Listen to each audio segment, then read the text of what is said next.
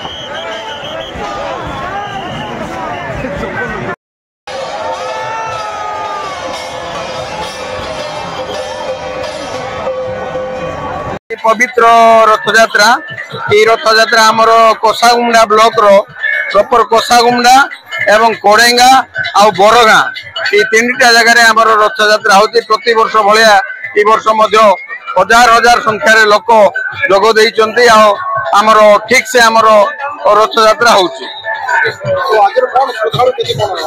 श्रद्धालु पाखापाखि आप देखुवे निजे तो आप देखुवे 50,000 लोक जमा है। आहरी समय अच्छी आहरी लोक आसुचंती लोक आसवे 50,000 ऊर्ध्व लोक हे से प्रकार आम श्रद्धालु आसिक जमा हे।